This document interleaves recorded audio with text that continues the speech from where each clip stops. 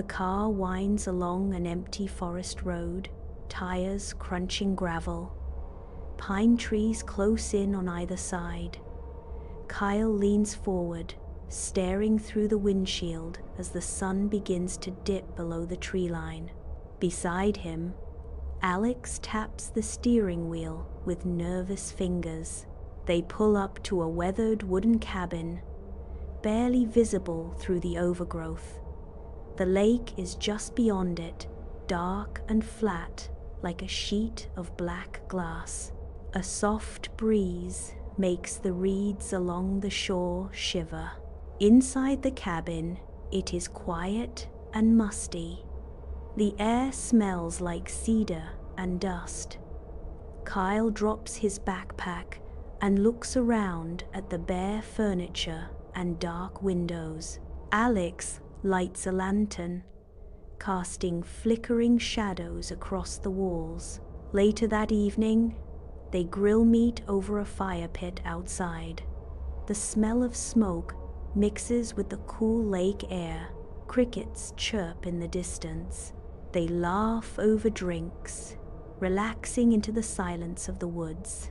Kyle lies in bed, staring at the ceiling in darkness. A soft creak comes from the dock outside. He brushes it off, thinking it is just the wood settling, and closes his eyes. Alex wakes Kyle up early. His face is pale. He says he saw something in the lake before sunrise, a shape just under the surface. Kyle shrugs it off, but notices the way Alex keeps glancing toward the dock. They hike through the woods behind the cabin. The trees are thick, the undergrowth soft and damp. A rusted rowboat sits abandoned in a dry creek bed. Kyle stares at it, unsettled. As dusk falls, they return to the dock. Kyle dips his toes in the water, shivering at the cold. The lake reflects the trees in eerie perfection, like a dark mirror. The lantern flickers as they speak quietly. Kyle notices ripples, faint but distinct, moving toward the dock from the far shore. He narrows his eyes, trying to focus. A pale shape surfaces briefly, just beyond the lantern's light. Round, smooth, then gone. They stop talking, leaning forward. The sound of their breathing is all that remains. The shape rises again. It is closer. Kyle sees a bald head, wet and pale, just above the water. No eyes, no face, just flesh and stillness. They back away slowly. Inside the cabin, they lock the door and kill the lights. They watch from the window. For a long time, nothing moves. Then they hear it. Wet footsteps on the wooden porch. 3 slow knocks on the door. Soft, too deliberate. They do not move. The knock repeats once, then nothing. They wait all night, frozen in place. Morning brings silence. They open the door. No footprints, no water. Just a normal-looking dock and trees swaying in the breeze. Kyle swears they imagined it. Alex is not so sure. They fish on the lake in silence. Kyle keeps scanning the surface.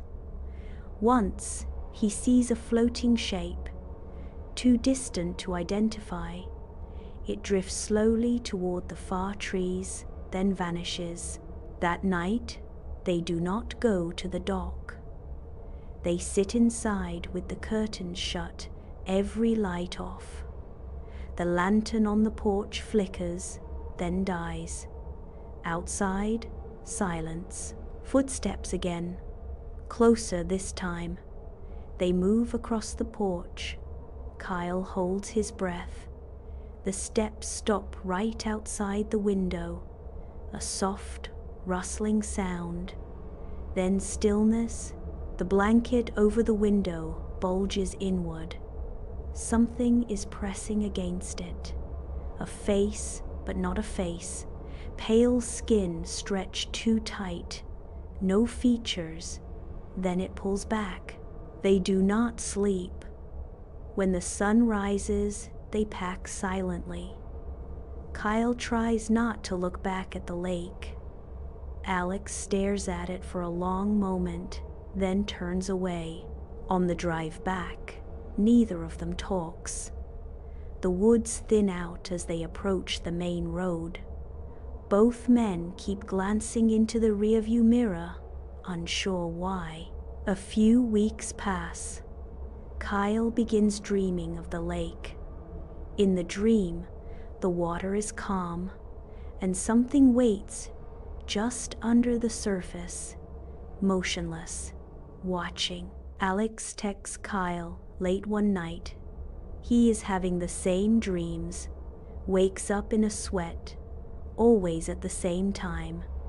2:47 every night, exact. Kyle starts waking up to the sound of water dripping. He checks the ceiling, nothing. Then the floor, wet footprints, leading to the window, then stopping. The dreams worsen.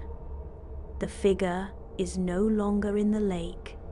It is inside, standing in the corner of Kyle's room, silent, dripping, watching him sleep. Alex sends a photo taken during his return trip to the cabin. The lake looks peaceful, but in the far corner, barely visible, is the figure. Half submerged, Kyle zooms in on the image. The posture is identical. Tilted head, limp arms, eyes like empty sockets. His heart pounds. That night, Kyle hears knocking again. 3 slow knocks. Not on the door. On the window this time. He does not move. He just waits for morning. He calls Alex the next day. They both agree to never go back, to never speak of it again.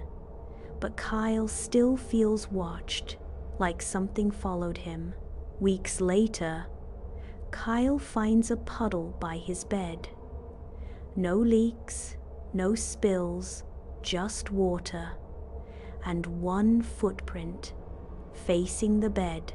Kyle stares at the lake in his dreams now, but it no longer feels distant. The water feels near, inside, waiting, still, watching. That was the last time Kyle spoke about what happened at Stillwater Lake. Whether the thing followed him or simply waits for the next visitor, no one knows.